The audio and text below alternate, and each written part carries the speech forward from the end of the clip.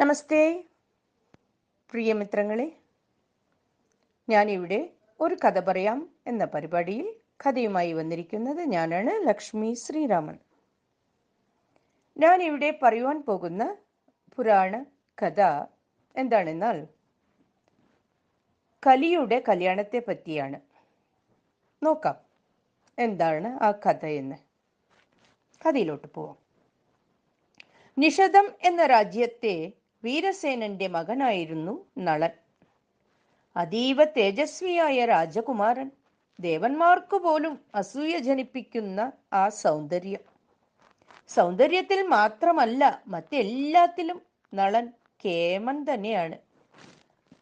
64 കലകളിലും 14 വിദ്യകളിലും പ്രാവീണ്യമുണ്ടായിരുന്നു നളന്. എല്ലാം കൊണ്ടും ബൃഹസ്പതിക്ക് തുല്യനായിരുന്നു നളൻ. അങ്ങനെ നളൻ യൗവനയുക്തനായി.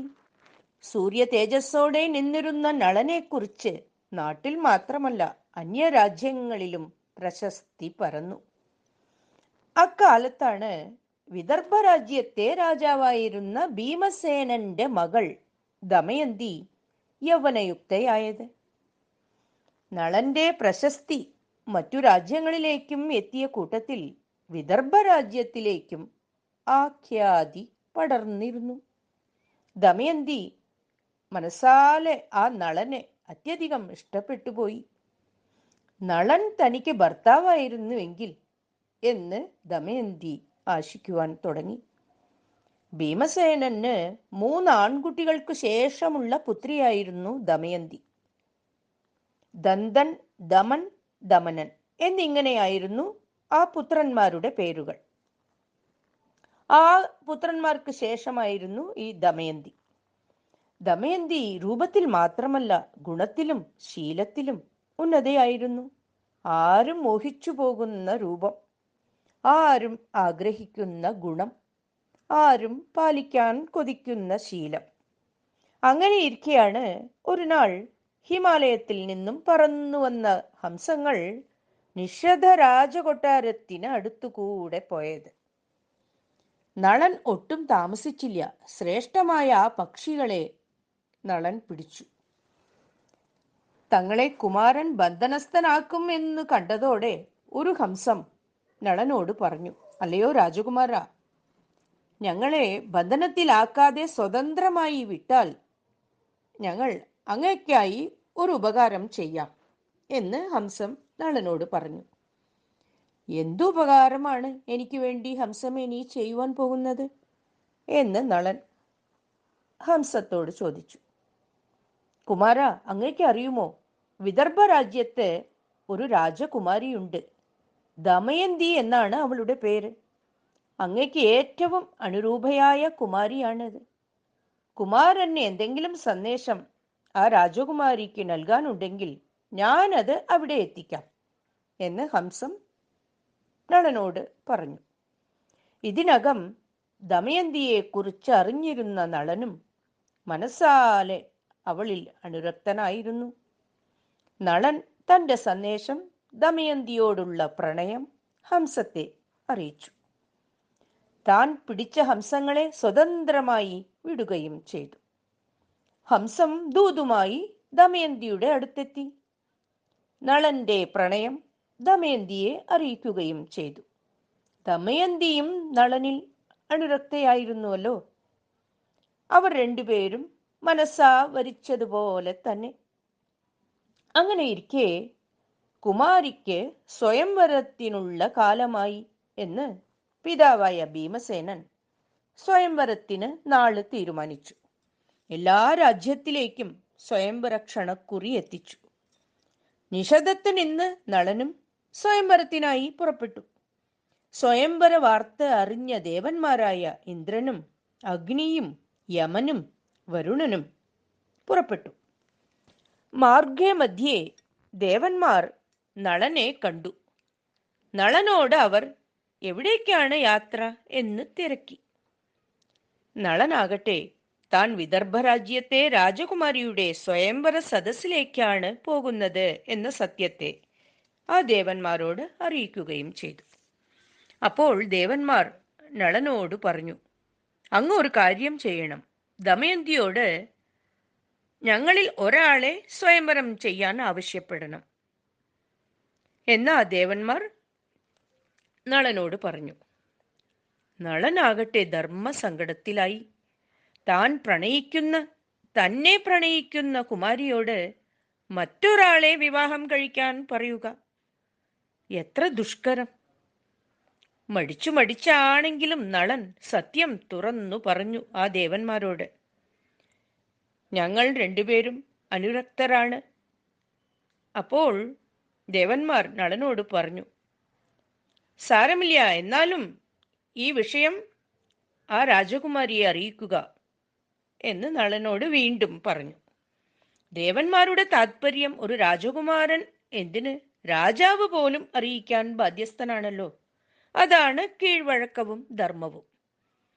ആയതിനാൽ ദേവാഗ്രഹം അറിയിക്കാമെന്ന് നളൻ സമ്മതിച്ചു. സ്വയംവര സദസ്സിലെത്തിയ നളൻ ദേവാഗ്രഹത്തെ അറിയിക്കുകയും ചെയ്തു. പക്ഷേ ദമയന്തിയുടെ മനസ്സ് അണുവിട പോലും വ്യതിചലിച്ചില്ല. സ്വയംവര മുഹൂർത്തം. വരണമാല്യവുമായി ദമയന്തി സഭയിലെത്തി. നളനെ തന്നെ മാല്യം അണിയിക്കാൻ ദമയന്തി തീരുമാനിച്ചു. അപ്പോഴത് 5 നളന്മാർ. ദമയന്തിക്ക് കണ്ണുകളെ വിശ്വസിക്കാനാവുന്നില്ല. ഒരേ രൂപം, ഒരേ വേഷം, നളന്മാർ 5. ദേവന്മാർ നളവേഷപ്രച്ഛന്നരായിരിക്കുകയാണ് എന്നവൾക്കു മനസ്സിലായി. യഥാർത്ഥ നളനെ അല്ലാതെ മറ്റാരെയെങ്കിലും വരണമാല്യം അണിയിച്ചു പോയാൽ ചിന്തിക്കാൻ പോലും കഴിയുന്നില്ല. ഈ അവസ്ഥയിൽ സത്യം എങ്ങനെ, യഥാർത്ഥ നളനെ എങ്ങനെ കണ്ടെത്തും? ഒരു നിമിഷം ദമയന്തി ഇമകൾ അടച്ചു. ദുർഗാദേവിയെ പ്രാർത്ഥിച്ചു. ദേവി, അവിടേക്ക് അറിയാമല്ലോ എൻ്റെ മനസ്സ്. ദേവന്മാർ വേഷപ്രച്ഛന്നരായി വന്നിരിക്കുന്നു. യഥാർത്ഥ നളനെ കണ്ടെത്താനുള്ള മാർഗം മനസ്സിലാക്കി തന്നാലും എന്ന് ദേവിയെ പ്രാർത്ഥിച്ചു. ദേവി ആ പ്രാർത്ഥന കേട്ട് അലിഞ്ഞു. ദേവി മനസ്സിലോതി, യഥാർത്ഥത്തിൽ ദേവന്മാർ തേജസ്സാലാണ് നിലനിൽക്കുന്നത്, അല്ലാതെ അവരുടെ ശരീരം പഞ്ചഭൂതങ്ങളാൽ നിർമ്മിതമായവയല്ല. അതുകൊണ്ട് തന്നെ അവരുടെ ഇമകൾ ചലിക്കില്ല, ഭൂമി തൊടില്ല, നിഴലുകൾ അവർക്ക് ഉണ്ടാകില്ല. ഇത് മനസ്സിലാക്കി യഥാർത്ഥ നളനെ നീ കണ്ടെത്തിയാലും എന്ന് ദേവി ദമയന്തിയോട് പറഞ്ഞു. ദമയന്തി ദുർഗാദേവിയുടെ ഉപദേശമനുസരിച്ച് ഓരോരുത്തരെയും ശ്രദ്ധിച്ചു. ഒടുവിൽ യഥാർത്ഥ നളന്റെ കഴുത്തിൽ തന്നെ മാലയണിയിച്ചു ദമയന്തി. അങ്ങനെ നളൻ ദമയന്തി സ്വയംവരം നടന്നു. ഇരുവരുടെയും പ്രണയാർദ്ര മനസ്സ് മനസ്സിലാക്കിയ ദേവന്മാർ നളനെ അനുഗ്രഹിച്ചു. ആവശ്യത്തിന് അഗ്നി ഉണ്ടാകുവാനും അഗ്നി ഭയത്തിൽ നിന്ന് ഒഴിവാകാനുമുള്ള അനുഗ്രഹമാണ് അഗ്നി നൽകിയതെങ്കിൽ, പാചക കലയാണ് യമൻ അനുഗ്രഹമായി നളന് നൽകിയത്. ഇന്ദ്രൻ ആവശ്യത്തിന് മഴ പെയ്യിക്കാനുള്ള വരവും നൽകി. അങ്ങനെ വരപ്രസാദം നേടി നളൻ. സ്വയംവരമെല്ലാം കഴിഞ്ഞ് എല്ലാ ആതിഥ്യ മര്യാദകളും അനുഭവിച്ച് സന്തുഷ്ടരായി യാത്ര തിരിച്ചു ദേവന്മാരും. ദീർഘമായ യാത്ര തുടരവേ വഴിമധ്യത്തിൽ വെച്ച് കലി എതിരെ വരുന്നത് ശ്രദ്ധയിൽപ്പെട്ടു. കലിയോടും പരിവാരങ്ങളോടും എവിടേക്കാണ് യാത്ര എന്ന് ചോദിച്ചു ദേവന്മാർ. ദമയന്തിയുടെ സ്വയംവര ചടങ്ങിനു പോകുകയാണെന്നും ദമയന്തിയെ തനിക്ക് ഏറ്റവും ഇഷ്ടമാണെന്നും കലി ദേവന്മാരെ അറിയിച്ചു. വല്ലാത്തൊരു പുഞ്ചിരിയോടെ ദേവന്മാർ കലിയോട് പറഞ്ഞു, ഇനി കലി അവിടേക്ക് പോകണമെന്നില്ല. എന്തേ? കലി ചോദിച്ചു. നിങ്ങൾ വേറെ വൈകിയിരിക്കുന്നു. യഥാസമയത്ത് വേണം കാര്യങ്ങൾക്ക് എത്തുവാൻ. ഞങ്ങൾ സ്വയംവരത്തിനു പോയ ശേഷം മടങ്ങിക്കൊണ്ടിരിക്കുകയാണ് എന്ന് ദേവന്മാർ കലിയോട് പറഞ്ഞു. കലിയാകട്ടെ അത്യധികം കോപത്തിലായി. ആരാണ് ദമയന്തിയെ വിവാഹം കഴിച്ചത്? നളൻ എന്ന് ദേവന്മാർ അറിയിച്ചു. ഞാൻ വെറുതെ ഇരിക്കുമെന്ന് കരുതണ്ട, കലി മുറുമുറുത്തു. എന്തിനു കോപിക്കണം? സമയത്ത് ചെല്ലാതെ പോയത് നിന്റെ കുറ്റമല്ലേ? ഇന്ദ്രസേന എന്നീ 2 കുട്ടികൾ കൂടി അവർക്ക് ഉണ്ടായിക്കഴിഞ്ഞു എന്നാണ് അറിവ് എന്ന് ദേവന്മാർ കലിയോട് പറഞ്ഞു. എന്തു പറഞ്ഞിട്ടും കലിയുടെ കോപം അടങ്ങിയില്ല. കലി പ്രതികാരത്തിനായി, അഥവാ അവരെ ഉപദ്രവിക്കുന്നതിനായി തയ്യാറെടുത്തു. സമയത്ത് വേണ്ട സ്ഥലത്ത് എത്താതെ പോവുകയും കാര്യനഷ്ടം സംഭവിച്ചിട്ടും തന്റെ കുഴപ്പം കൊണ്ടല്ല എന്ന് കരുതി ദേഷ്യം കയറുന്നവരും കലിയുടെ കല്യാണസ്ഥിതിയിൽ പെട്ടവർ തന്നെയാണ്. നളൻ ദമയന്തിയെയാണ് കല്യാണം കഴിച്ചത് എന്ന് ആ കുടില ഹൃദയനായ കലി അറിഞ്ഞ് അവരുടെ ദാമ്പത്യ ജീവിതത്തെ എങ്ങനെയെങ്കിലും അലങ്കോലപ്പെടുത്തണം എന്ന് തീരുമാനിച്ചിട്ട് ദ്വാപരനെ ചെന്നു കണ്ടു. കലി സ്വയം നളനിലും ദ്വാപരൻ അക്ഷങ്ങളിലും, അതായത് പകിടകളിലും പ്രവേശിച്ചിട്ട് നളനെ രാജ്യഭ്രഷ്ടനാക്കാനുള്ള യജ്ഞം ആരംഭിക്കാം എന്ന് പറഞ്ഞ് 2 പേരും കൂടി നിഷതയിലേക്കു പോയി. നളൻ ധർമ്മനിഷ്ഠയ്ക്ക് ഹാനി വരുത്താതെ രാജ്യഭരണം നടത്തിക്കൊണ്ടു പോയതിനാൽ അദ്ദേഹത്തിൽ പ്രവേശിക്കുവാൻ കലിക്ക് 12 സംവത്സരം കാത്തിരിക്കേണ്ടി വന്നു. ഒടുവിൽ ഒരു ദിവസം സന്ധ്യാസമയത്ത് നളൻ മൂത്രവിസർജനം കഴിഞ്ഞ് കാലു കഴുകാൻ വിട്ടുപോയ തക്കം നോക്കി കലി ആ നളന്റെ ദേഹത്തിൽ പ്രവേശിച്ചു. നളന് പുഷ്കരൻ എന്നു പേരായ ഒരു സഹോദരനുണ്ടായിരുന്നു. കലി നളനുമായി ചൂത് കളിക്കാൻ പുഷ്കരനെ പ്രേരിപ്പിക്കുകയും ചൂതിൽ കളവ് കാണിച്ച് നളന്റെ രാജ്യം കൈവശപ്പെടുത്തുവാനായി പുഷ്കരനെ പ്രലോഭിക്കുകയും ചെയ്തു. ദ്വാപരൻ വൃഷം എന്ന മുഖ്യ അക്ഷമായി. ചൂതുകളി തുടങ്ങി. നളൻ തുടർച്ചയായി എല്ലാ കളികളിലും തോറ്റുകൊണ്ടേയിരുന്നു. അദ്ദേഹം പണയം വെച്ചിരുന്ന സമ്പത്ത് കുറേശ്ശെയായി അദ്ദേഹത്തിന് നഷ്ടപ്പെട്ടുകൊണ്ടിരിക്കുകയാണ്. കളിയിൽ നിന്ന് പിന്മാറുവാൻ നളനെ ദമയന്തിയും പൗരന്മാരുമെല്ലാം നിർബന്ധിച്ചുവെങ്കിലും കലിയാൽ ബാധിക്കപ്പെട്ട അദ്ദേഹം അവരുടെ ഉപദേശങ്ങൾക്ക് വഴങ്ങിയില്ല. ഒടുവിൽ നളന്റെ സർവസ്വവും പുഷ്കരന്റെ അധീനത്തിലായി. ദമയന്തിയുടെ നിർദ്ദേശപ്രകാരം അവരുടെ വിശ്വസ്തനായ വാർഷ്ണേയൻ എന്ന സൂതൻ ആ നളന്റെയും ദമയന്തിയുടെയും മക്കളെ ദമയന്തിയുടെ പിതാവിന്റെ രാജധാനിയിൽ എത്തിച്ചു. അതിൽ പിന്നെ അദ്ദേഹം കുറച്ചുനാൾ അലഞ്ഞു തിരിഞ്ഞ് ഒടുവിൽ അയോധ്യയിലെത്തി ഋതുപർണ രാജാവിന്റെ സാരഥിയായി ജീവിച്ചു വന്നു. അപ്പോഴെല്ലാം ചൂതാട്ടം തുടർന്നിരുന്നു. നളന് രാജ്യവും നഷ്ടപ്പെട്ടു. അദ്ദേഹത്തിന് സ്വന്തമായി ഉണ്ടായിരുന്നത് ദമയന്തി മാത്രമായിരുന്നു. അദ്ദേഹം അണിഞ്ഞിരുന്ന എല്ലാ രാജകീയ വേഷങ്ങളും ആഭരണങ്ങളും അഴിച്ചുവെച്ചു. ഒരൊറ്റ വസ്ത്രവുമായി നാടുവിടുവാൻ നിർബന്ധിതനായി. ഒരു ഒറ്റ വസ്ത്രത്തോടെ ദമയന്തിയും അദ്ദേഹത്തെ അനുഗമിച്ചു. നളന് എന്തെങ്കിലും സഹായം ചെയ്താൽ അവരെ വധിച്ചുകളയും എന്നായിരുന്നു പുഷ്കരൻ വിളംബരം ചെയ്ത രാജശാസനം. നളനും ദമയന്തിയും അലഞ്ഞു തിരിഞ്ഞ് കാട്ടിൽ എത്തിച്ചേർന്നു. അവിടെ സ്വർണവർണ്ണമുള്ള കുറെ പക്ഷികളെ കണ്ട നളൻ അവയെ പിടിച്ചാൽ ഭക്ഷണത്തിന് ഉതകും എന്ന് കരുതി തന്റെ വസ്ത്രം അഴിച്ചു ചെന്ന് അതുകൊണ്ട് അവയെ പെട്ടെന്ന് മൂടി. പക്ഷേ പക്ഷികൾ വസ്ത്രത്തോടു കൂടി പറന്നു ഉയർന്നു. നളൻ നഗ്നനായി തീർന്നു. അതു കണ്ട പക്ഷികൾ തങ്ങൾ പക്ഷികളല്ല എന്നും പക്ഷിരൂപം ധരിച്ച അക്ഷങ്ങളാണെന്നും പറഞ്ഞ് നളനെ കളിയാക്കി പറന്നുപോയി. തനിക്ക് ഓരോന്നോരോന്നായി വന്നു ചേരുന്ന ദുര്യോഗങ്ങൾ കണ്ടിട്ട് നളൻ ദമയന്തിയോട് അവളുടെ പിതാവിന്റെ രാജധാനിയിലേക്ക് തിരിച്ചു പോയിക്കൊള്ളുവാൻ പറഞ്ഞു. എന്നാൽ നളൻ എത്ര തന്നെ നിർബന്ധിച്ചിട്ടും അദ്ദേഹത്തെ ആപത്തിൽ പിരിയാൻ ദമയന്തി കൂട്ടാക്കിയില്ല. 2 പേർക്കും കൂടി വിദർഭയിലേക്ക് പോകാമെന്ന് ദമയന്തി പറഞ്ഞു. നളൻ അതിന് തയ്യാറായില്ല. ദമയന്തിയുടെ ഏക വസ്ത്രം കൊണ്ട് രണ്ടുപേരും നഗ്നത മറച്ച് കഴിച്ചുകൂട്ടി. ഒരു ദിവസം വിശപ്പ് സഹിക്കാനാകാതെ രണ്ടുപേരും തളർന്ന് കിടന്നു. ദമയന്തി ഉറങ്ങിപ്പോയെങ്കിലും നളന് ഉറങ്ങാൻ കഴിഞ്ഞില്ല. താൻ അവളെ ഉപേക്ഷിച്ചു പോയാൽ അവൾ പിതാവിന്റെ അടുത്തേക്ക് പോകും എന്നും അങ്ങനെ അവളെങ്കിലും രക്ഷപ്പെടുമെന്നും നിശ്ചയിച്ച് നളൻ എതിർച്ചയാ കണ്ടുകിട്ടിയ ഒരു വാളുകൊണ്ട് വസ്ത്രത്തിന്റെ അർദ്ധഭാഗം മുറിച്ചെടുത്ത് ഉറങ്ങുന്ന ദമയന്തിയെ അറിയിക്കാതെ അവിടം വിട്ടുപോയി. ഉറക്കമുണർന്ന ദമയന്തി നളനെ കാണാതെ കുറേ നേരം അലമുറയിട്ടുകൊണ്ട് അന്വേഷിച്ചു നടന്നു.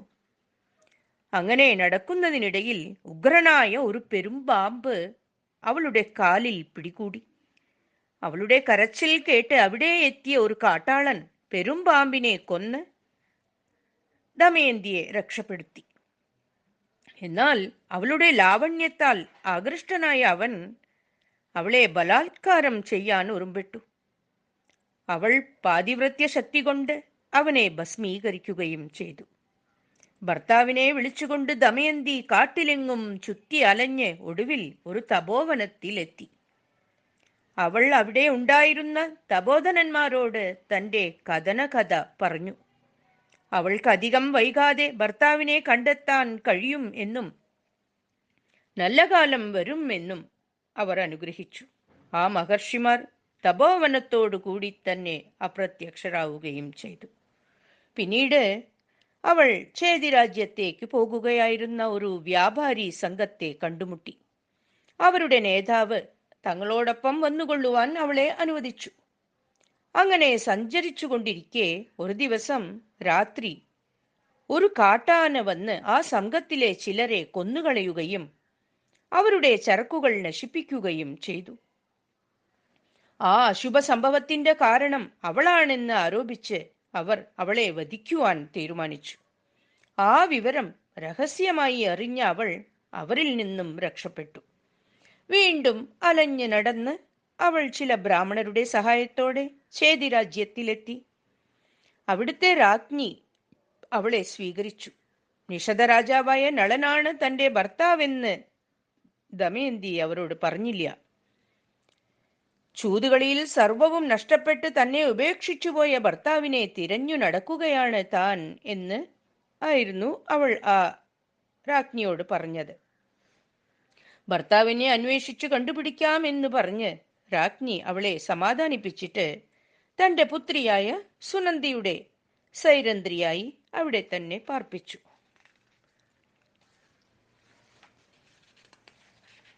ദമയന്തിയെ കാട്ടിൽ ഉപേക്ഷിച്ചു പോയ നളൻ അലഞ്ഞു നടക്കുമ്പോൾ ഒരിടത്ത് കാട്ടുതീ ആളിക്കത്തുന്നത് കണ്ടു.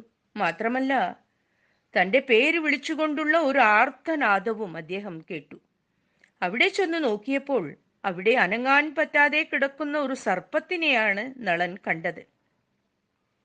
താൻ കാർക്കോടകൻ എന്ന നാഗമാണെന്നും നാരദന്റെ ശാപത്താൽ അവിടെ പെട്ടതാണെന്നും നളൻ തന്നെ രക്ഷിക്കുമ്പോൾ ശാപമുക്തനാകും എന്നാണ് മുനി പറഞ്ഞിട്ടുള്ളത് എന്നും അറിയിച്ച ശേഷം ആ സർപ്പം ഒരു വിരലിന്റെ വലുപ്പമായി. നളൻ അതിനെ എടുത്ത് നടക്കാൻ തുടങ്ങിയപ്പോൾ അത് അദ്ദേഹത്തിനോട് 1 മുതൽ എണ്ണിക്കൊണ്ട് കാൽ എടുത്തു വെക്കാൻ പറഞ്ഞു. നളൻ അങ്ങനെ എണ്ണി തുടങ്ങി. 10 അതായത് 10 എന്ന് എണ്ണിയപ്പോൾ ആ സർപ്പം അദ്ദേഹത്തെ ദംശിച്ചു. 10 എന്ന വാക്കിന് 10 എന്നും ദംശിക്കൂ എന്നും അർത്ഥമുണ്ട്. സർപ്പദംശത്താൽ നളന്റെ ദേഹം വിരൂപമായി. അപ്പോൾ സർപ്പം അദ്ദേഹത്തിനോട് പറഞ്ഞു, ഞാൻ ഭവാനെ ദംശിച്ചത് ആരും തിരിച്ചറിയാതെ ഇരിക്കുവാൻ വേണ്ടിയാണ്. ഭവാന്റെ ശരീരത്തിൽ കലി കുടികൊള്ളുന്നുണ്ട്. എന്റെ വിഷത്തിന്റെ പ്രഭാവത്താൽ അവൻ തപിച്ച് നീറിക്കൊണ്ടിരിക്കും. ഇനി ഭവാന് സർപ്പങ്ങളിൽ നിന്നോ ശത്രുക്കളിൽ നിന്നോ ഭയം ഉണ്ടാവുകയില്ല. അങ്ങ് ഇനി ബാഹുകൻ എന്ന പേരിൽ ഋതുപർണ രാജാവിന്റെ സമീപത്ത് ചെന്നിട്ട് അദ്ദേഹത്തിന് അശ്വഹൃദയ വിദ്യ നൽകിയിട്ട് പകരം അക്ഷഹൃദയ വിദ്യ നേടുക. ഭവാൻ അക്ഷവിദ്യയിൽ പരിജ്ഞാനം നേടിക്കഴിഞ്ഞാൽ ഉടൻ നഷ്ടപ്പെട്ട രാജ്യവും ഭാര്യയെയും പുത്രന്മാരെയും എല്ലാം അങ്ങയ്ക്ക് തിരിച്ചു കിട്ടും. സ്വന്തം രൂപം വേണമെന്ന് തോന്നുമ്പോൾ എന്നെ സ്മരിച്ചുകൊണ്ട് ഈ വസ്ത്രം ധരിക്കുക. അങ്ങനെ പറഞ്ഞിട്ട് ആ കാർക്കോടകൻ നളന് 2 ദിവ്യ വസ്ത്രങ്ങൾ നൽകി അവിടെ നിന്നും അപ്രത്യക്ഷനായി. 10 ദിവസം യാത്ര ചെയ്ത് അയോധ്യയിലെത്തിയ നളൻ ഋതുപർണ രാജാവിനെ സന്ദർശിച്ചിട്ട് താൻ ബാഹുകൻ എന്നറിയപ്പെടുന്ന സാരഥിയാണെന്നും അശ്വവിദ്യ, പാചകവിദ്യ, ശില്പതന്ത്രം എന്നിവയിൽ സമർത്ഥനാണെന്നും അദ്ദേഹത്തെ ധരിപ്പിച്ചു. ഋതുപർണൻ നളനെ തന്റെ സാരഥിയാക്കി അവിടെ തന്നെ താമസിപ്പിക്കുകയും ചെയ്തു. വാർഷ്ണേയനും ജീവലനും ബാഹുകന്റെ കീഴിലായിരുന്നു. രാജ്യം നഷ്ടപ്പെട്ട് നളൻ ദമയന്തിയോടൊപ്പം കാട്ടിലേക്കു പോയെന്നറിഞ്ഞ വിദർഭ രാജാവ് അവരെ അന്വേഷിച്ചു വരുവാൻ ബ്രാഹ്മണരെ നിയോഗിച്ചു. അവരെ കണ്ടുപിടിക്കുന്നവർക്ക് തക്കതായ പാരിതോഷികം നൽകും എന്നും രാജാവ് അറിയിച്ചു. അങ്ങനെ പുറപ്പെട്ട ബ്രാഹ്മണരിൽ സുദേവൻ എന്നു പേരായ ബ്രാഹ്മണൻ ചേതിരാജ്യത്തിലെത്തി. ദമയന്തിയെ അവിടെ കണ്ടുമുട്ടുകയും താൻ ദമയന്തിയെ കണ്ടെത്തുവാനായി വിദർഭ രാജാവിനാൽ അയക്കപ്പെട്ടവനാണ് എന്നും ദമയന്തിയോട് പറയുകയും ചെയ്തു. സുദേവനും ദമയന്തിയും തമ്മിലുള്ള സംസാരം ശ്രദ്ധിച്ച സുനന്ദ എന്ന രാജകുമാരി ആ വിവരമെല്ലാം അമ്മയോട് പറഞ്ഞു. സുദേവനും ദമയന്തിയുടെ വിവരങ്ങൾ രാജ്ഞിയെ അറിയിച്ചു. വിദർഭയിലെ രാജ്ഞിയുടെ അനുജത്തിയായിരുന്നു ആ രാജ്ഞി. ദമയന്തി തന്റെ പിതാവിന്റെ അടുത്തേക്ക് പുറപ്പെട്ടു. അവളുടെ സംരക്ഷണത്തിനായി രാജാവ് സൈന്യത്തെ നിയോഗിക്കുകയും ചെയ്തു.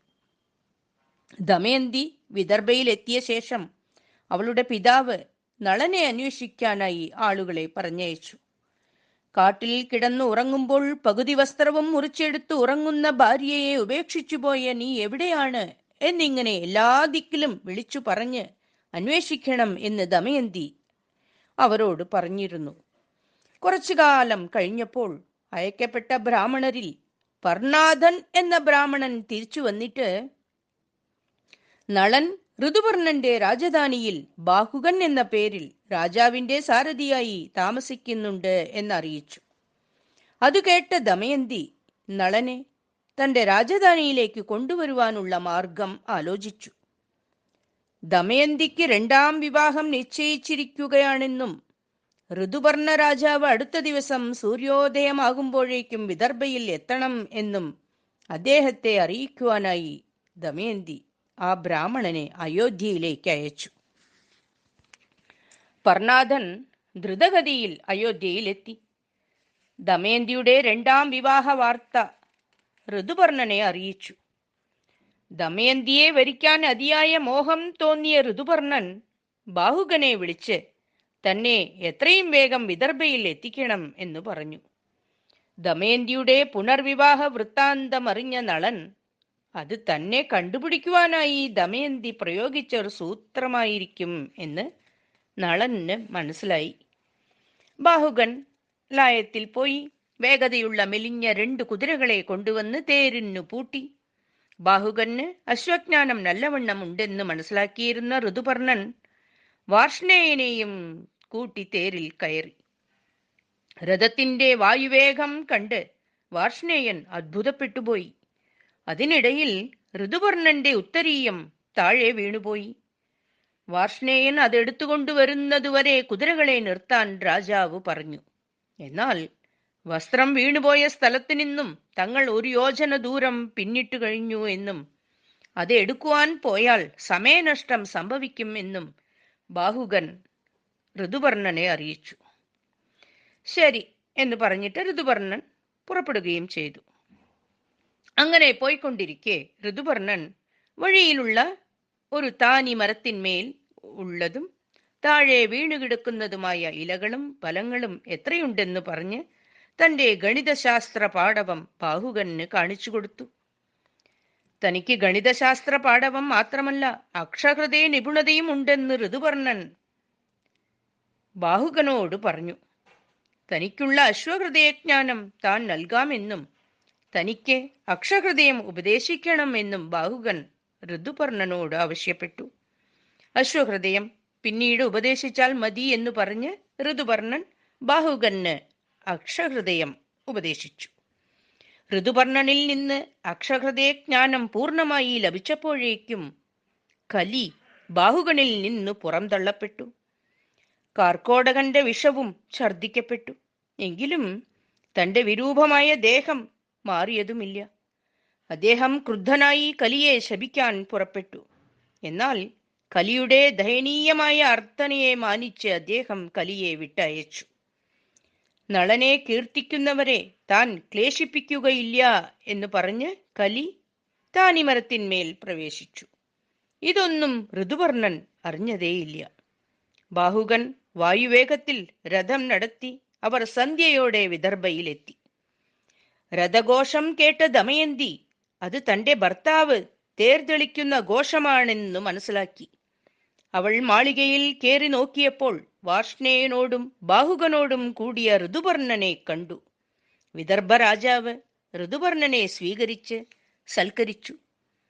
യാത്രോദ്ദേശം ചോദിച്ചതിന് താൻ ഒരു സൗഹൃദ സന്ദർശനത്തിന് എത്തിയതാണെന്നായിരുന്നു ഋതുപർണന്റെ മറുപടി.